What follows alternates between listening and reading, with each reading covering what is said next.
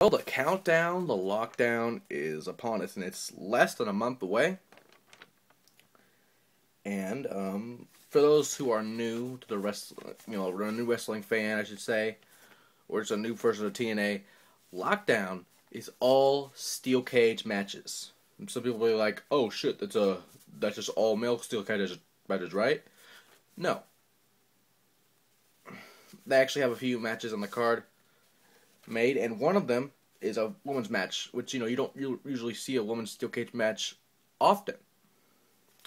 But you did see it recently in the main event of a recent Impact, which was Mickie James versus Tara in a steel cage match. And people that don't get to see that as much. But some people don't get to see an all steel cage match pay-per-view in a while. If you've never seen that, you're in for a hell of a ride. Now, like I was saying before, some of the matches were booked earlier tonight, and one of them is for the TNA Knockouts Championship. So you will get to see a female cage match again soon. So don't worry. But yeah, it's an interesting one though. It's the title versus Mickie James' hair. You heard me right. The TNA Knockouts title will be defended, as Madison Rayne defends, only if Mickie James puts her hair on the line, meaning if she lost, her hair would be shaved on the next night on Impact.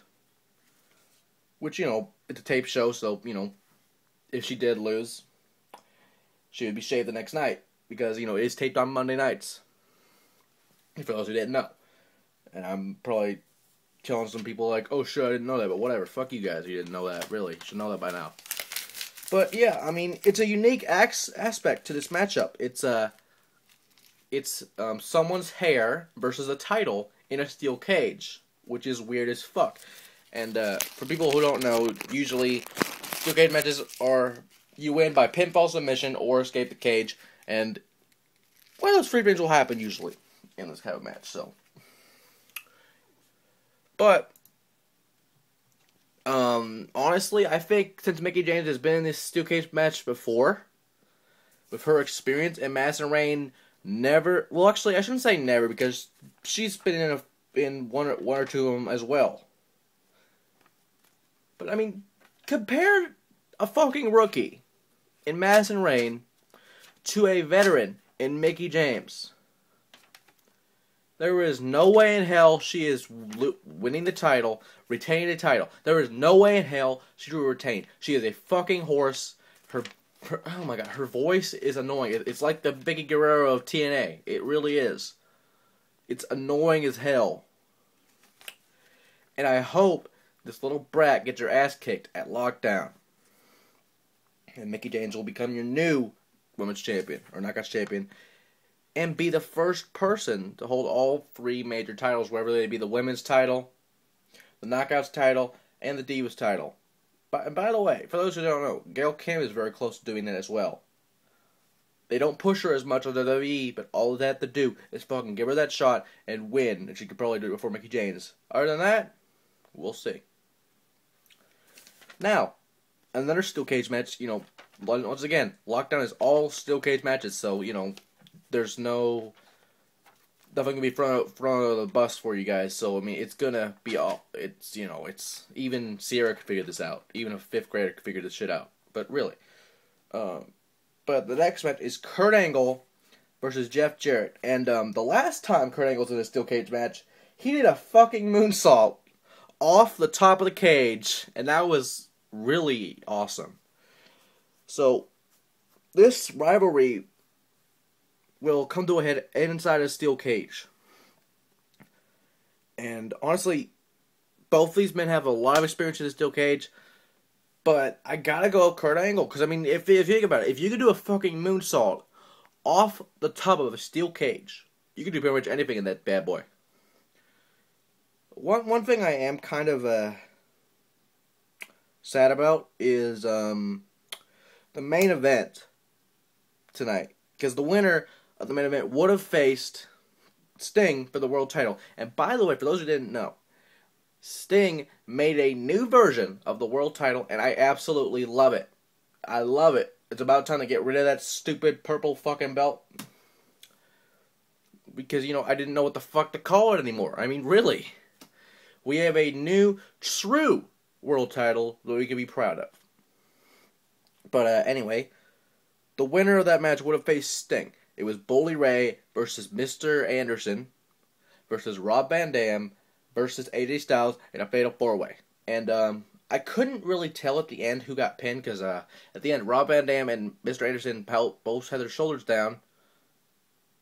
And when the referee's going to tell the decision, Bully Ray beats shit out of Earl Hebner, and we don't know who won. We don't know who won, and we probably won't know until next week.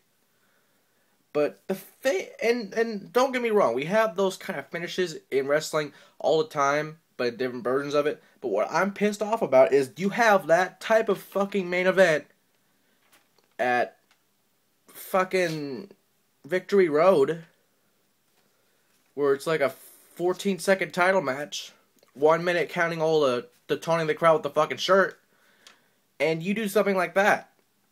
I mean, this is not WCW where you can get away with the finger poke of doom, guys. You cannot get away with that shit a lot. The fans are a lot smarter, the fans are a lot wiser, and, there's a lot of the little kiddies that are dumb as shit about wrestling, but still. I would at least expect to have a number one contender in that type of matchup, not on a fucking cliffhanger. Although that does happen in the past before. Regardless, if we figure this out, Sting will have a number one contender soon enough. But I just kind of hate those kind of finishes, though. It's not that, I've liked some of them depending on what happened.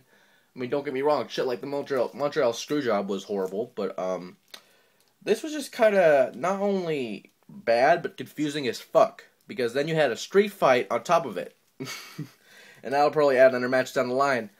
But it's just confusing as fuck, because you wanted to know who won the match, and then you had fucking AJ Styles have a bubble bomb through, I wouldn't say tables, more like kind of cardboard shit that was stacked up on each other to look like a fucking table. But, I mean, still, that's all the way down to the floor. It's, shit happened. But, one final note, the television title changed hands, and it's Gunner who held it, a.k.a. the Universal Soldier, Phil Shatter. And, it's amazing. I followed this guy's career for a long time. You go from an NWA Anarchy Heavyweight Champion to an NWA National or North American Heavyweight Champion to the TNA Global, I don't know what the fuck to call it anymore. Television title, because there was so many names. Legends, Global, Television, whatever. It's a fucking red belt. He has it. And it's good for him. And, hopefully we'll see a title defense inside the steel cage with the television title. But all I could tell you right now is from almost a month from now, April 17th, Lockdown comes your way. And it's, again, all steel cage matches for those who didn't know that by now. Otherwise, you're a fucking retard. And yeah, April 17th, countdown to Lockdown begins right now.